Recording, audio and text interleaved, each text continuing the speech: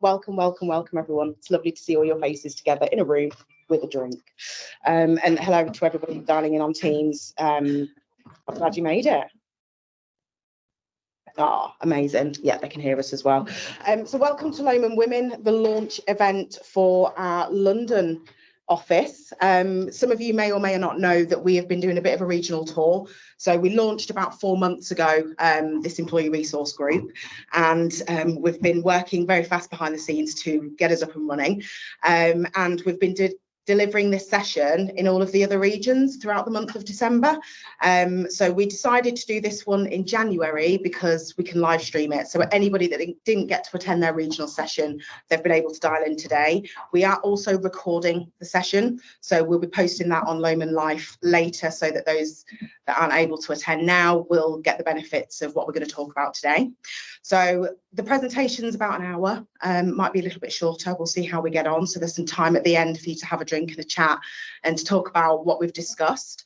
So this first event, it's a kickoff. It's, you know, we're here for Lomond Women. This initiative is all about developing our women, our talent into, you know, leadership and management roles across the business. That's our core objective.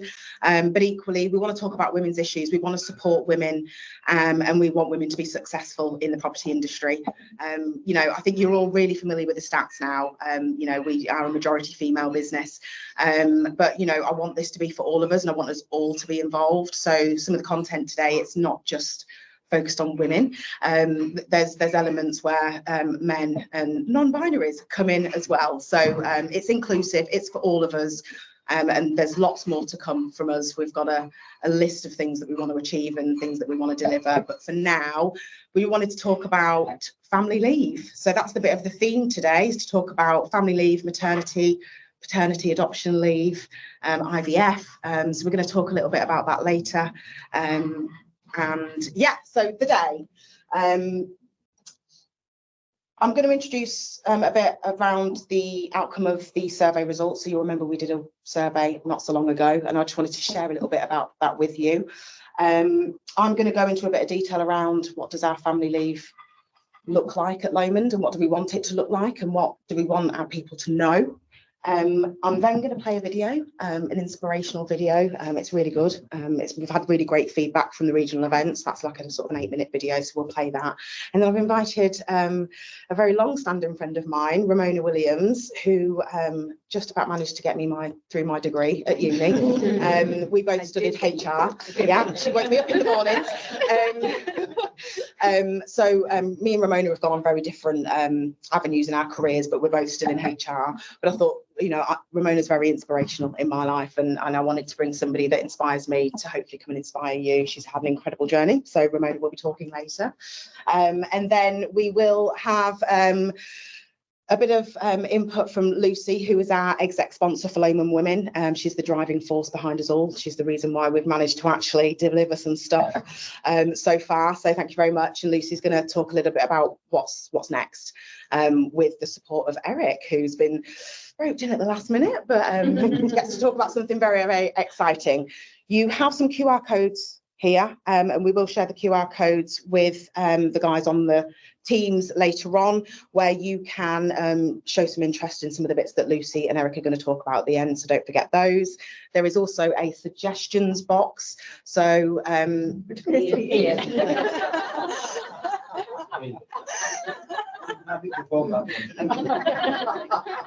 so the suggestions box at the moment is written cards to be posted in a post box, but we'll do something digital for everybody on Lomond Life afterwards. But that is just for us to get as much input from you. We had a great response to the survey and some really great input, but I want more feedback because, you know, yes, there's a group of women. We've got regional representatives. The intros are on Lomond Life. You'll have seen us a lot. But I want input from everybody. So, you know, suggestions, please. And I will move that into the office, and it'll probably live there for a week or so. So you've got time to think about what you'd like to see from Lomond Women. Okay. Survey highlights. So we asked everybody what they wanted to see from us, what they thought was important, what they wanted us to focus on. So we've just pulled together some really high level stats to say, You know, our Lomond people said that career and leadership development is really important to them. Work-life balance is important, and the celebration of women and success in the business. So they're the three things that are at the top of our list as Lomond Women. The leadership development, we'll talk a little bit later, so things will start to play into the themes of what came back on the survey, and you'll link it all together. Most talked about, 20% of the comments received were in relation to concerns around family leave affecting career development and how to navigate work-life balance when returning to work after having children. And then 37% of the comments we received were around concerns about progression and women in leadership roles, wanting to see more women in leadership roles. So absolutely plays into what we want to do, what we want to achieve, and this is the first step on that journey. We've also got some bits here around 65% of people said that they wanted a mentorship scheme, and it should be really high on the agenda, and that it is, let me tell you. Sorry, just go back for me 1 second, Federica. So we got some, with a survey, people are really happy to tick a box, but actually people really took the time to give us some real sort of qualitative input. So we got a host of sort of free text comments that we're working our way through to try and quantify them to help focus. But I just wanted to talk about a couple on here that really sort of hit home for me. Invite all genders to take part. So, you know, all of our initiatives will be open to all.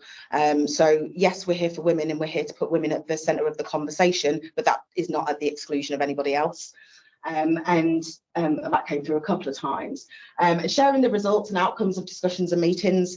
So, you know, the women around the Lomond Women table, we've got influence, and that's why we've been brought together as a group, and that's why we're passionate about it, and we want to make a difference. So we will be able to influence decisions across the business, feed all of the, you know, sort of people on the ground, you know, what are they thinking about, what are they seeing. This is an opportunity for us to be able to filter that into the right places when decision making's happening. So I think, you know, that was just a really interesting point. You know, let's not just do an initiative and not talk about our successes and wins and what we've been able to influence. So, you know, we will definitely focus on that. Okay, so the next slide is, some of you may have heard of it. It's called Pregnant Then Screwed. So this is a woman who has started a charity off the back of getting pregnant and getting screwed. But no, it's a really fantastic charity, and they support women who have difficulty in the workplace when they choose to have children. And that can be in all sorts of different guises. But I just wanted to pull through some of the statistics that they've managed to acquire. And I think this really helps us when we're having conversations about why do we need Lomond women? Why do we need to talk about women? You know, why can't we just talk about everybody? There are reasons why this exists. And, you know, it's wider than just Lomond. This is a socio-economic view of the whole of the UK. So 1 in 4 women undergoing fertility treatment experience unfair treatment at work. 3/4 of mothers who pay for childcare say that it does not make financial sense for them to return to work. I've already seen nodding heads around the table. 65% of parents in Scottish households have reduced their hours or left the workforce due to childcare challenges. So that's very regionally specific, but I thought, look, we've got business in Scotland. So that's a really interesting one, that they actually have a shortage of childcare options in Scotland at the moment. 60% of professional women leave their organisation within a year of returning to the workplace after maternity leave. The most common reason for that is because they don't feel supported by their employer. 1 in 5 young people quit their job because of inadequate parental leave policies.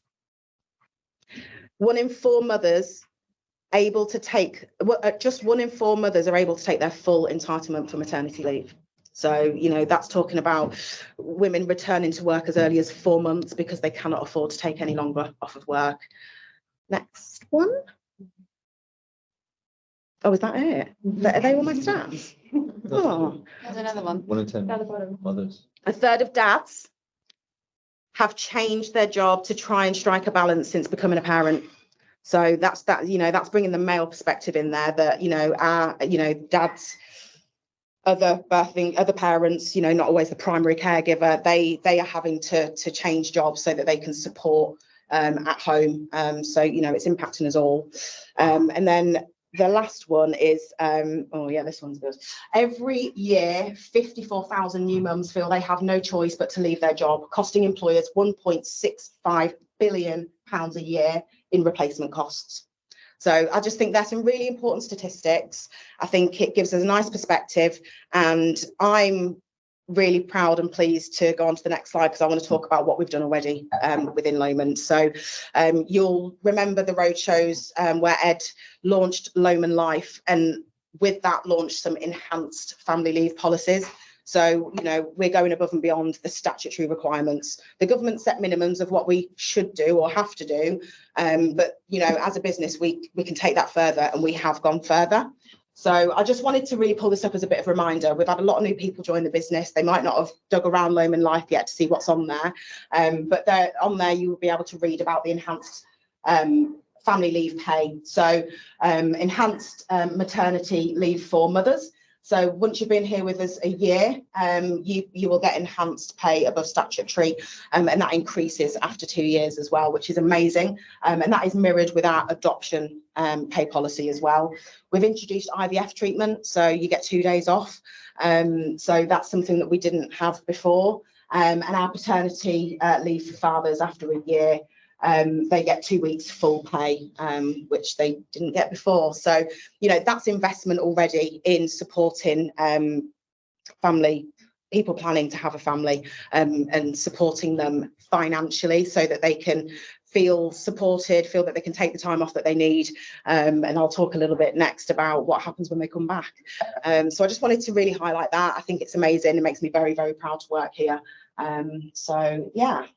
Awesome. Okay, so I work in HR. I didn't introduce myself to people on the call that haven't met me. I'm Danielle Speechless. I work in HR. Just assuming everybody knows me. It's very interesting doing two dynamics. So look, I work in HR, and I have a huge investment in our managers, and our managers supporting our employees when they are planning a family. So I just wanted to take the opportunity, and I thought it was really fitting, is to sort of talk a little bit about what rights there are. So, you know, people planning to have a family and going off on maternity leave, adoption leave, etc. You have rights as an employee, and we need to abide by those. So I just wanted to call out, and this is just a shout out for our employees as to what to expect and what to ask for, and for our managers to know what is available to our employees and how we access those. So, yes, holiday entitlement does still accrue when somebody is off on family leave. So just because you're taking 39 up to 52 weeks off, you will still accrue holiday. So we in HR, we are constantly reviewing all of our returners to make sure that you've got the right holiday accrual. But this is a really interesting topic because this can support people back into the business. So how this holiday is utilised as part of that return can actually enable somebody to come back phased, for instance. So, you know, HR are picking up on this, but I think it's important for people to know that they still accrue holiday while they're off, and they get that entitlement when they return to work. There is such a thing called keeping in touch days. So by law, every mother, birthing parent that is taking time off for maternity can have up to 10 kit days. They're called keeping in touch days because it's about keeping in touch with the business. So it's up to the parent when they want to take these throughout their leave, but they can take them, come back into the business for an hour, 2 hours, a full day. They might want to come to a business meeting or a social event, and they will be paid in full for that time that they've worked, and it does not affect any of their maternity pay. So kit days, you know, I like to see usage. I like to see people using all 10 kit days for whatever purpose that needs to be whilst they're off, and it definitely helps that transition back into the workplace. Share parental leave. Oh no, don't skip one, Danielle. Time off for antenatal appointments.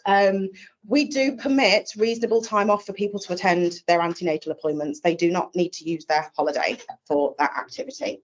If you're unsure about what's reasonable, we've got a HR team. You can speak to your manager, you know, raise it and have the discussion and get the answer. Don't just ignore it. Share parental leave. I'm not going to go into massive detail on this. It is a very complex subject, and HR professionals wince at the thought of it. But Birthing parents have the ability to share part of their leave entitlement with their partner, whether they work for the same business or not. So shared parental leave is something that is available. Come and talk to HR if you're even thinking about it, because the earlier we know, the better. It makes it a lot easier for us to manage because we do start to talk to other companies, which is really interesting. Right to return. Birthing parents have the right to return to the same or similar role. So we don't make assumptions that women aren't going to return just because they're off on maternity leave. You know, don't assume that they're not going to return. People change their minds. So, you know, their role should be there for them when they come back. If we cannot hold their role for them because of business changes, and, you know, that's a justified reason, we need to look at similar roles for that person to return to. That's pretty much a non-negotiable.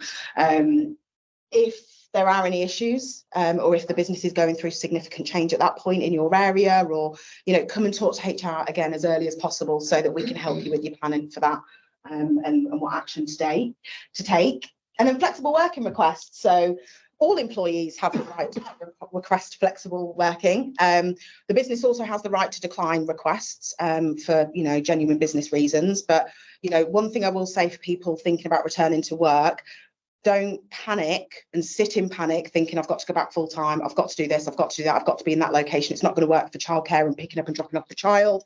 Come and have the conversation with us as early as possible, because, you know, we can utilise the flexible working request process to look at how we can support you and you can support us in coming back to work, because we want you to come back to work. So just for, I suppose, information, flexible working requests, you can submit one on Cascade. I regret saying that. Family leave. So best practice for managers and employees. I'm in my element, can you tell? I love it. Right, so things to think about before somebody goes off on leave. So, you know, this is just me saying, we've got a toolkit on Loman Life now. So managers, please go and have a look at your manager toolkit on Loman Life. There's some really good stuff in there to help support you through some of these processes. I've just done a little rundown in the corner here. There's a notification form so that we can get the right information from the employee about their maternity or paternity leave. We've got a meeting form which guides you through what sort of conversation you should be having and what you should be asking. And we've got a risk assessment there, because we need to be doing risk assessments when people are pregnant in the workplace. So I've just called out here the things that we expect our managers and employees to own pre-leave. And if you go through that meeting form, it talks about things like, you know, what does your leave look like? How long do you think you want to be off? You know, if you change your mind, you can come back and have a conversation. How often do you want us to contact you whilst you're on leave? Do you want me to ring you every week? Do you want me to ring you every month? Do you want me to not ring you at all? You know, these sorts of things are really good to agree up front, so nobody's left hanging thinking, oh, should I ring them? Should I not? Or, you know, nobody gets forgotten, God forbid. So, you know, there's a nice toolkit there, and it talks you through what needs to be discussed. Whilst the person's on leave, we need to know when the baby's been born in HR centrally. And actually, I kind of like to know what the baby's name is as well, and a picture if possible. So, you know, that's really important. I think something that sometimes gets missed and forgotten. You know, congratulations on the birth of your baby. And then reviewing contract arrangements and ensuring key updates. So if you've got a vacancy in your team, you should be letting your person on leave know. If you're having a Christmas party, invite the person that's off on leave. You know, try and keep them involved in the business. If they've told you they don't want updates, that's absolutely fine, but they've told you. Let's not just assume. The contact, you know, that needs to be agreed. And then, you know, if the employee's not coming to you to say, I want to take these kit days, ask the question. I've got a meeting with the whole team next month. We're going to go and, you know, have lunch, and we're going to talk about the strategy for the year. You know, offer it up. Would you like to use one of your kit days to come and attend the meeting? You get full pay. Brilliant. And then that sort of period just before they're coming back to work, the sort of 8-week mark, we ask for 8 weeks notice for somebody to return, especially when it looks at, you know, the flexible working requests and, you know, what sort of working patterns we're looking at. So there is a notification of intended return to work that we ask returning people to sort of put in writing how they'd like to return. So, you know, 8 weeks prior to somebody returning, we need to be having conversations and, you know, get HR involved so we can support you. And then this is me just saying, just because they've come back to work doesn't mean they don't need any support. Check-in, well-being. You know, I dread to think what I would be like getting myself up and ready for work and somebody else into care Yeah, so it's a big, huge, life-changing transition. Having a baby, getting married, buying a house is up there, and I think any support that we can give, even if it's just a check-in to say hi, how are you, let's do that. So I didn't want to go down the full happy path because real life happens, and not all pregnancies are successful.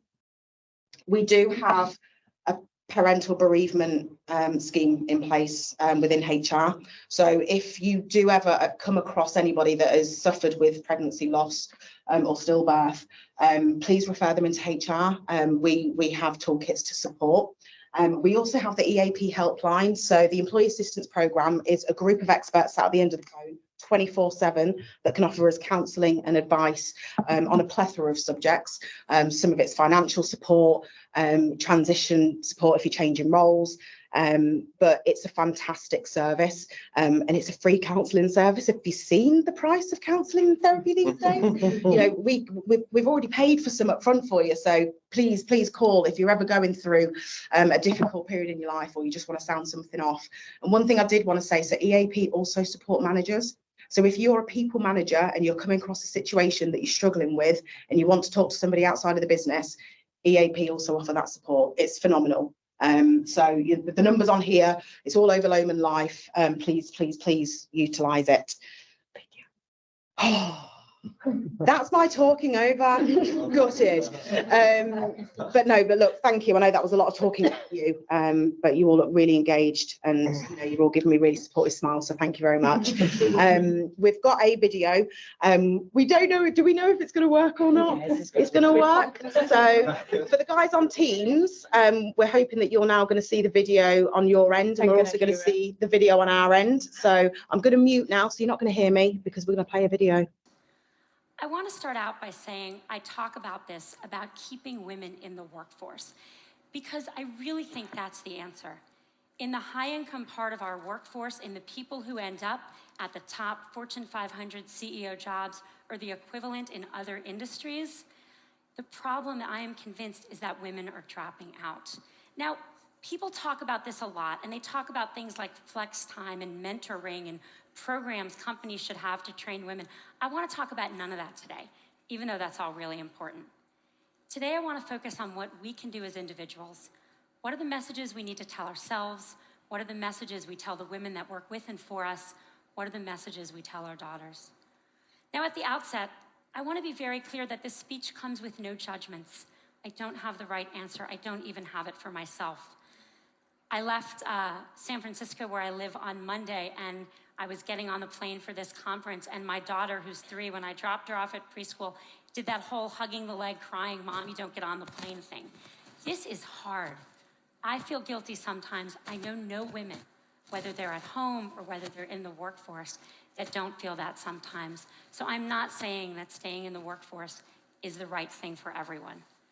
My talk today is about what the messages are if you do want to stay in the workforce. And I think there are 3. 1, sit at the table. 2, make your partner a real partner. And 3, look at that, don't leave before you leave. Women systematically underestimate their own abilities. If you test men and women and you ask them questions on totally objective criteria like GPAs, men get it wrong slightly high and women get it wrong slightly low. Women do not negotiate for themselves in the workforce. A study in the last 2 years of people entering the workforce out of college showed that 57% of boys entering, or men, I guess, are negotiating their first salary, and only 7% of women. And most importantly, men attribute their success to themselves and women attribute it to other external factors. If you ask men why they did a good job, they'll say, "I'm awesome."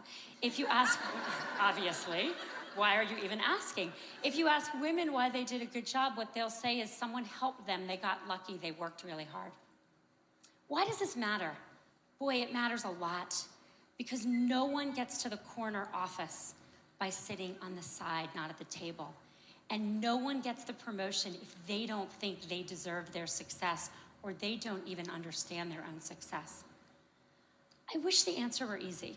I wish I could just go tell all the young women I work for, all these fabulous women, believe in yourself, negotiate for yourself, own your own success. I wish I could tell that to my daughter. But it's not that simple, because what the data shows above all else is one thing, which is that success and likability are positively correlated for men and negatively correlated for women. This is the complication. We have to tell our daughter and our colleagues, we have to tell ourselves to believe we got the A, to reach for the promotion, to sit at the table. And we have to do it in a world where for them there are sacrifices they will make for that, even though for their brothers there will not. Message number 2, make your partner a real partner. I've become convinced that we've made more progress in the workforce than we have in the home. The data shows this very clearly. If a woman and a man work full-time and have a child, the woman does twice the amount of housework the man does, and the woman does 3 times the amount of childcare the man does. So she's got 3 jobs or 2 jobs, and he's got 1. Who do you think drops out when someone needs to be home more? The causes of this are really complicated, and I don't have time to go into them, and I don't think Sunday football watching and general laziness is the cause. I think the cause is more complicated. I think as a society, we put more pressure on our boys to succeed than we do on our girls. I know men that stay home and work in the home to support wives with careers, and it's hard.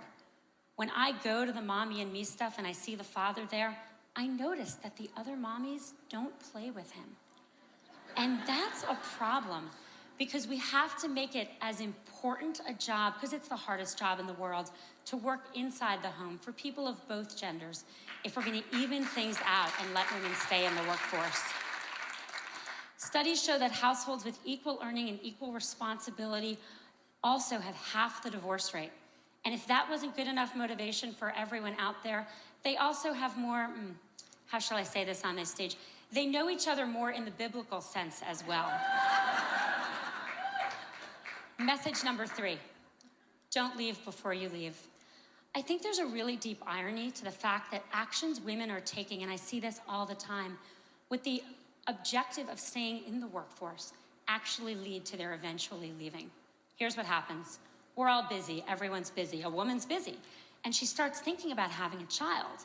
And from the moment she starts thinking about having a child, she starts thinking about making room for that child. How am I going to fit this into everything else I'm doing? And literally from that moment, she doesn't raise her hand anymore. She doesn't look for a promotion. She doesn't take on the new project. She doesn't say, me, I want to do that. She starts leaning back. The problem is that, let's say she got pregnant that day, 9 months of pregnancy, 3 months of maternity leave, 6 months to catch her breath. Fast forward 2 years, more often, and as I've seen it, women start thinking about this way earlier. When they get engaged, when they get married, when they start thinking about trying to have a child, which can take a long time. One woman came to see me about this, and I kind of looked at her, she looked a little young, and I said, so are you and your husband thinking about having a baby? And she said, oh no, I'm not married. She didn't even have a boyfriend. I said, you're thinking about this just way too early. But the point is that what happens once you start kind of quietly leaning back? Everyone who's been through this, and I'm here to tell you, once you have a child at home, your job better be really good to go back, because it's hard to leave that kid at home. Your job needs to be challenging. It needs to be rewarding. You need to feel like you're making a difference. And if 2 years ago, you didn't take a promotion and some guy next to you did, if 3 years ago you stopped looking for new opportunities, you're going to be bored, because you should have kept your foot on the gas pedal. Don't leave before you leave. Stay in. Keep your foot on the gas pedal until the very day you need to leave to take a break for a child, and then make your decisions. Don't make decisions too far in advance, particularly ones you're not even conscious you're making. My generation, really sadly, is not going to change the numbers at the top. They're just not moving. We are not going to get to, we're 50% of the population. In my generation, there will not be 50% of people at the top of any industry. But I'm hopeful that future generations can. I think a world that was run where half of our countries and half of our companies were run by women would be a better world. And it's not just because people would know where the women's bathroom are, even though that would be very helpful. I think it would be a better world. I have 2 children. I have a 5-year-old son and a 2-year-old daughter. I want my son to have a choice to contribute fully in the workforce or at home. And I want my daughter to have the choice to not just succeed, but to be liked for her accomplishments. Thank you. Okay. So yeah, thank you for the introduction. So I am Ramona Williams, as Danielle said. I will say Danielle in this setting. So I am here to speak to you today as a woman, but also because I work in diversity, equity and inclusion. This is something that's I'm really passionate about, and it drives most of my day job. And then on the side of my day job, I also look after the Black Employee Network, which is an affinity group or a network group similar to what you've got going on here. So there's also some insights as to how we've driven or how we've worked and utilised having a network group to support our business strategy and how you can really maximise on that. So there's internal benefits for anyone who resonates with the programmes that are being run by LOMONDWomen, but there's also things that you can do as a leader to drive real change as to how the culture that you set moving forward. And it's not an easy task. Changing the way in which society thinks is hard enough. So it's all about a small change that you make can make a real big impact to somebody else, and then can change how you do things moving forward. The bits in the video from the TED Talk that we just watched, a lot of that resonated with me actually. She stole all my material. I have nothing to say. But no, a lot of it did resonate with me. Are we on? We're nearly there. We're nearly there. You do what you do best. Okay. My intro is getting longer. So in terms of the angle that I want to talk to you is that the reason why I want to show you my presentation is because I do like to personally connect. I want you to take away or remember something that I've said, and visuals really help with that. I have a family, but I'm very career driven. In terms of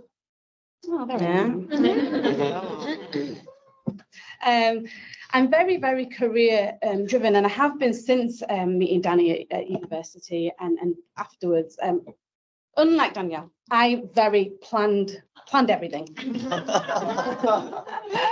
I do, and we've been together along the way and spoke about what we're doing next and our next steps. So every single bit of my timeline included what I want to do career-wise, but what I want to do family-wise, and doing both of those. I'm not saying that it's been easy, but some of the assumptions and some of the bits that the lady touched on there was the fact that checking out, I didn't check out. And I'm not saying that's right for everybody, but I'm saying you can get both, but it might not be easy, but you can do both. So I just want to walk you through. I want you to know me in different stages. So there's me pre-Amazon. I've been at Amazon for 7 years, so it's a big chunk of my working career. It's probably about half of my working career. But just before, in terms of my HR background, so whilst I started working from the age of 17, and I worked for Direct Line Insurance and the RBS Group, and that was all whilst I was in university. And I was doing various jobs, nothing to do with HR. I go through my degree, and the minute I graduate from Huddersfield University, and then I say, right, I've graduated, I've got my degree, I'm going to go into my HR career. So I start as a HR assistant, and I'm at William Hill in Leeds. You'll notice that anyone from Yorkshire, anyone from up north? Oh, I'm not from, but I'm claiming it. Yeah. There's a fair few online from Yorkshire.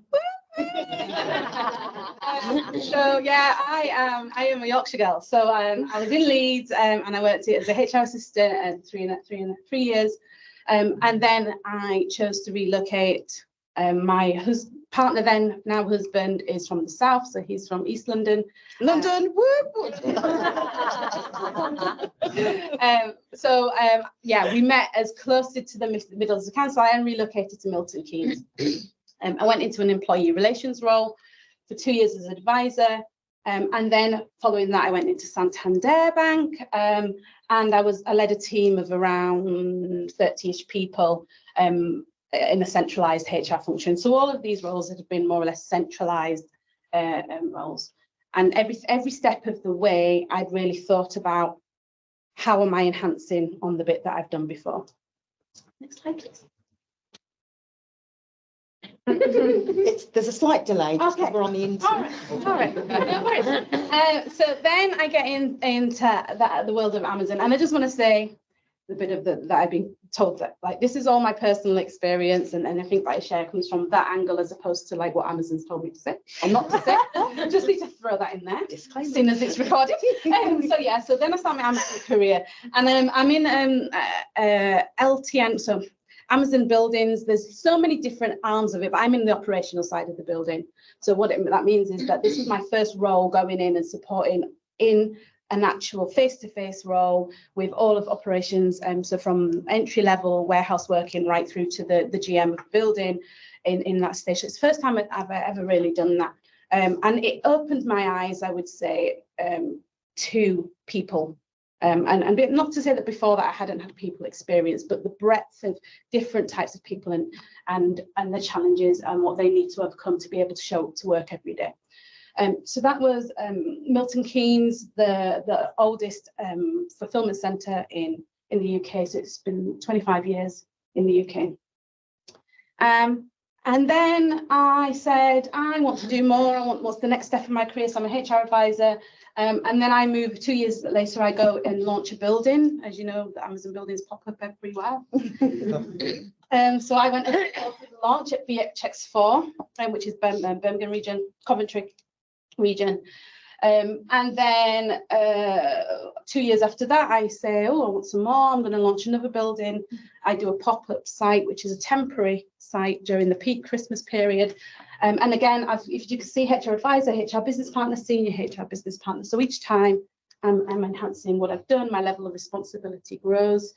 The visibility of who I'm interacting with and I'm advising or partnering increases. 2021, I then say I'm gonna stretch myself.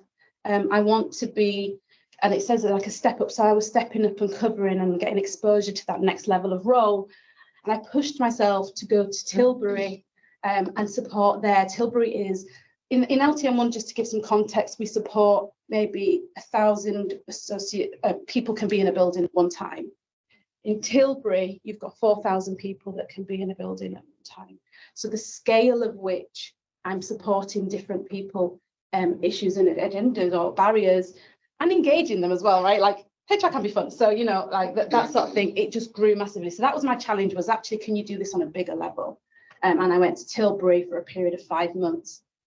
And then 2 years ago, two years in September, I then said, I actually want to narrow this down and become really focused on how we ensure that the experience of our employees is equitable ultimately.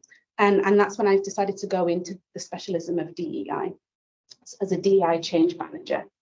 I switched business lanes because customer fulfillment is like the big front end where all of the stuff is that you get from Amazon. It's all in those buildings. And AMZL is the logistics side of the business. So it's all the people that meet you at the front door with your little boxes. So I work for that side of the business now. And I am the change manager for UK and Ireland strategy. So I write the strategy as to what we're going to focus on for this year and also the next 5 years ultimately. So again, you can see the increase in the difference in terms of scope and scale of what it is that I do. So moving on to the next slide, what I've not spoke about yet is, this is the one I wanted to show you all. I was like, because in and amongst all of that, I had a family. I have a husband and I have a family.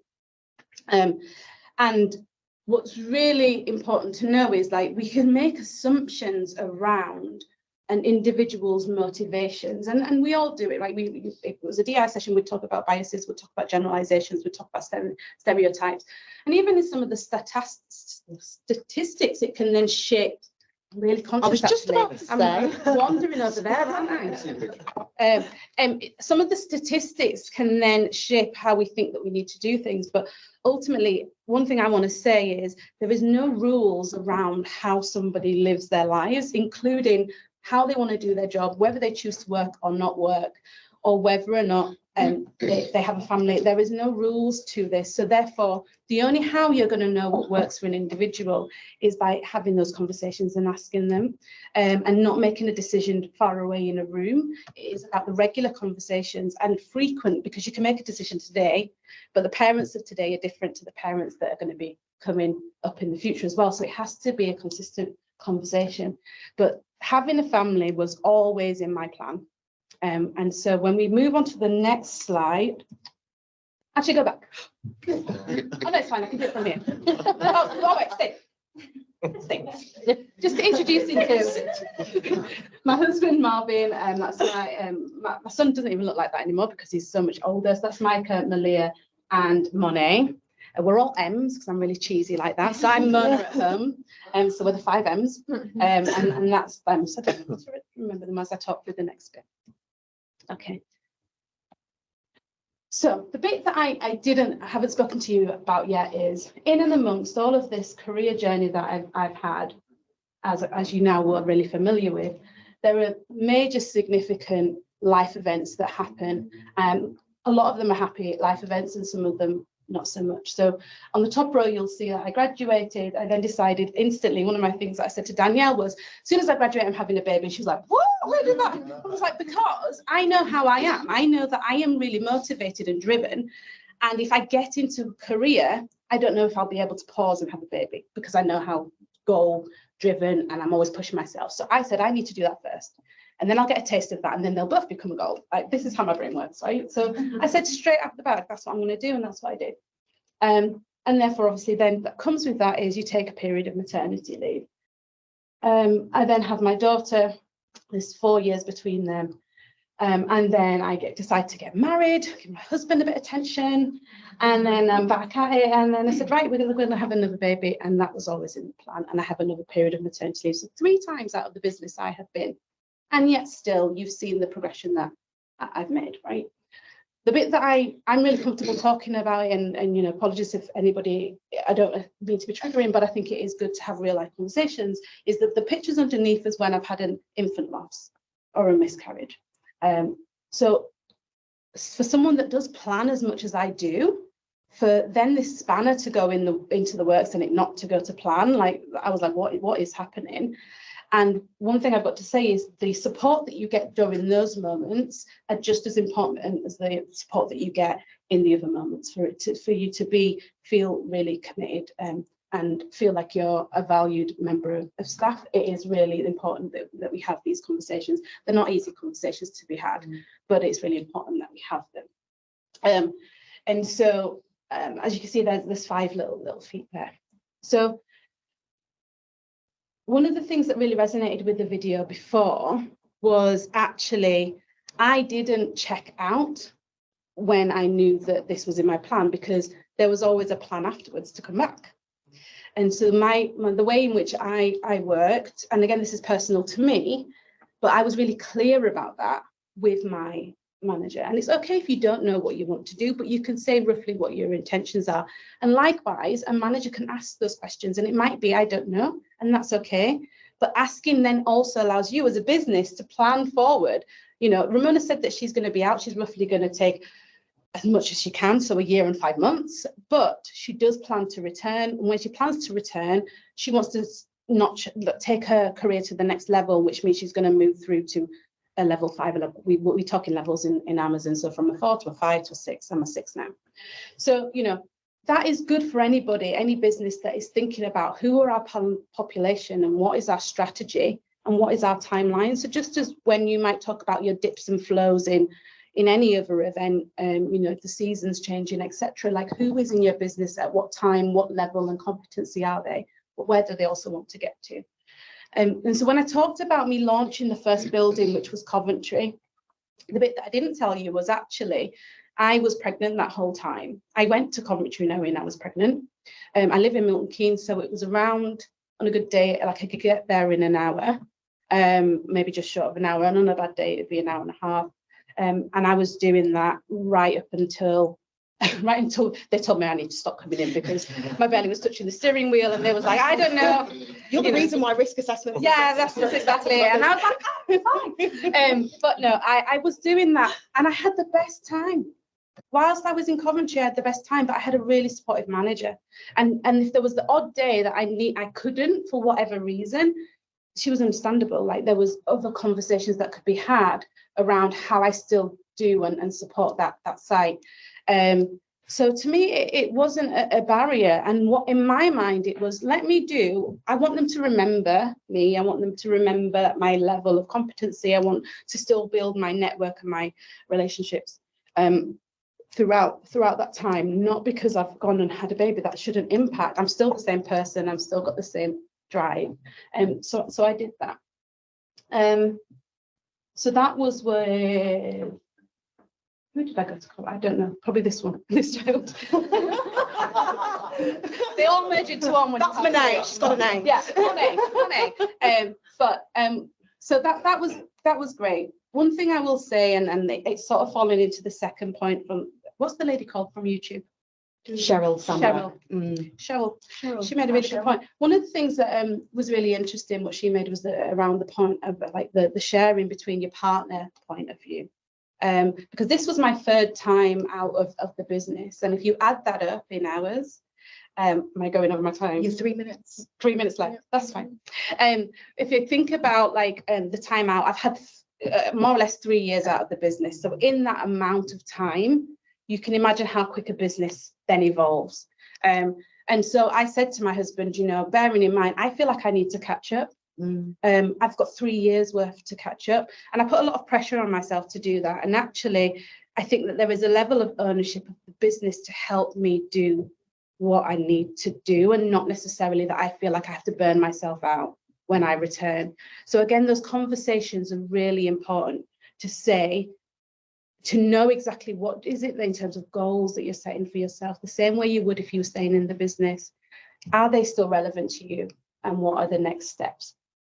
So I had that conversation. I had the conversation with my husband as well. He's doing his thing, and he's a director of whatever business he leads. But I'm like, It's not about him. It's not about you. 3 times I've been out of this business. So I said to him, once I've had my third and final child, I want to progress, and I need you to support me in that. And luckily, he's been really, really supportive. So I agree, right? Stay in communication and be really clear around what your individual goals are. It's also okay to say, actually, I'm not ready. I just want to come in and do the work that I do, and I want to just go home. I'm not here to say push your career forward. It's not about that. I'm just saying it's about being true to yourself and being really vocal about that. Helps everybody to support you in the journey. I've had flexible working. I'm still work flexibly. I work now 4 days a week, and that was on the back of I had 3 days a week, and then I changed it to 4, and now that's just the way I work. I work 40 hours now, but when I first came back, I was working less hours.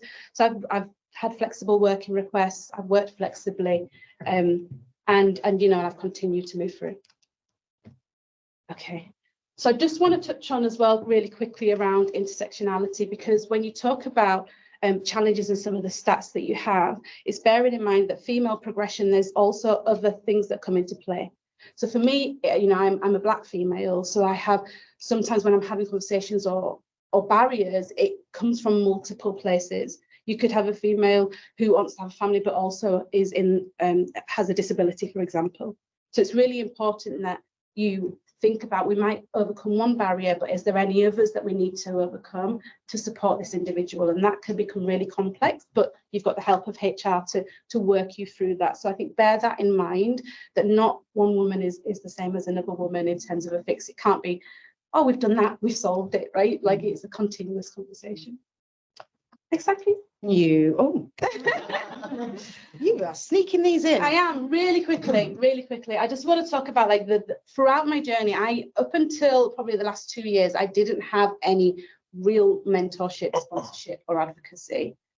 I can share anything after this, but ultimately it has changed the amount of progression that I've had, is sharing these conversations with multiple different people of different levels within the business. So I have my advocates who sell how good I am, who I can call and be really real and say, this is not working. I have my mentors who are senior in the business, and I've reverse mentored them as well. We're having a learning exchange. And then I also am looking at sponsorship, where someone will take me under their wing for 12 months to help me push and do what I want to do. There is lots of people who are keen to help others. Are you utilising and maximising those opportunities within the business or external? If you don't have a programme here, there are lots of other businesses that do. And I would just advise that can help with the additional support that you might need to push your career. So just to finish off, two things that are coming next that I hope you will perhaps want to be involved with.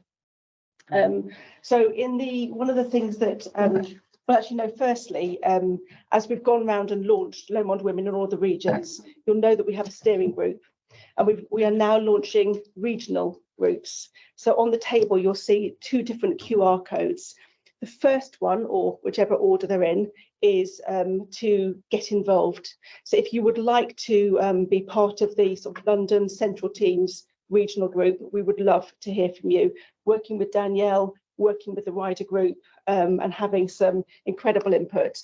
Scan the QR code just to get some more information, register your interest, and then we sort of talk about how you can get involved.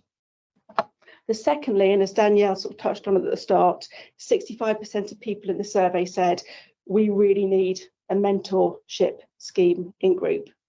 So we are now launching a mentorship scheme. The second QR code is how you get involved in that. You may have seen it on Lomond Life already. Some of you may have even registered your interest. It's for everybody in the whole group to be involved. So if you're interested in being a mentor, perhaps benefiting from being mentored by someone, it is for everybody. We are really fortunate to have Eric, who's joined us as a group head of learning and development. Have I got that right? I have got that right. And he's literally to finish going to give just 2 minutes on what the scheme is, and then please do register your interest, and we'd love to hear from you. Thank you very much. And thank you. I know I'm the one who's keeping you all from food and wine and whatever else you might have in the regional offices. I don't know, but so I'll try to keep this as brief as possible. And I've written a whole bunch of notes, so I'm just going to ignore most of. First of all, thank you all for inspirational, just the one and all the work that Danielle put into this. Around the regions, not just here. Secondly, I do want to tell you a bit about me, but before we even go any further, I want to tell you about somebody who it's not really my mentor, but I wish she was, is Michelle Obama. And I mentioned her specifically, it's her birthday today. She's 60 today. Oh, happy birthday, Michelle. And I mentioned her partly because she's one of these people who I follow, and I want to know what her quotes are, and I'm always reading what she's saying. And she is very much involved in mentoring. From the time that she was herself a young person going through school, she talks about how she was mentored by different people in formal ways and informal ways. And later on in life, she's the one who's setting up the mentoring scheme. And of course, anybody would like to have somebody like her as their mentor. When I was looking at quotes from Michelle Obama, and again, I'm not going to take a huge amount of your time, but she specifically talks about the significance of having somebody to go to run ideas by. And when we talk about different types, like Ramona mentioned earlier on, about having people she can go to and for different purposes, different types of people, it reminded me of my story coming here. So I only joined Knight Frank. I left from Knight Frank, I should say, to join Lomond. I got that one wrong. Twice in one day. But literally just a week ago, a week and a half ago, and I found myself 6 months ago thinking it's time for a change. 2 months ago thinking, oh, I better change because we're reorganizing and this is the time to get out. And about a month ago, Claire, who I think is still online, giving me this pressure saying, we've interviewed you, do you want the job? I'm like, I haven't interviewed anybody else, I didn't apply anywhere. I can't just take the first job they offer me. I called my mentor. And my mentor was somebody who I'd only just been introduced to at a really short time before that. Because I was going through this change, I wanted a career mentor. The reason I'm mentioning this is this was a specific mentor for a specific task. When we're talking about mentoring in Lomond, what we're looking at is a plan which will be flexible enough that you might have somebody who becomes your partner mentoring you for the rest of your life, or somebody who helps you get through a particularly difficult decision, like the kind of thing that I had to do coming here. And we're looking for that kind of flexibility. So yeah, I feel a little bit odd being the only man coming to talk to you about Women's Hour. And that's one of the things we are talking about. Well, yeah, you might be a woman who's looking to make some changes, and maybe you'll get the advice you need, or advice maybe is the wrong word, the kind of challenges and provoking of thoughts you need from a man, or maybe it's another woman. Maybe like Ramona mentioned earlier on, reverse mentoring could be the thing, where maybe somebody in a very senior position who needs somebody to help you see where the blockages are at another level in the business, or from people with a different experience in the business than you are. Mentoring can be many different things to many different people. I would like everybody in the room to think about who in your life has been there to give you advice. And when have there been times when you just needed somebody to throw an idea against, and you either didn't have that person, you were maybe not comfortable because of the relationships you had with the people you had around you, you just didn't know where to find them. This is an opportunity to find them. So please scan the QR code if you haven't done it already. Become a mentor or a mentee or both. You will get, we'll be sending you some things out. A little bit of paperwork. A little bit of paperwork. Yeah. And do let me know, let Danielle know, any of us, if we can answer any specific questions. I don't want to go any further over my time because I've already gone over my time. Does anybody have any questions about what we're doing? There's going to be more info to come, isn't there? And I don't have a date for you yet because we still have to kind of put the fine bits in together. But I will say, we won't just send you out there and say mentor, mentee, start talking to one another. No, we'll give you support. We'll have training. We'll have access to information and advice, and we'll be around to support on both ends, because while mentoring, the mentors themselves need to know how to talk to people and ask the right questions to get the right results.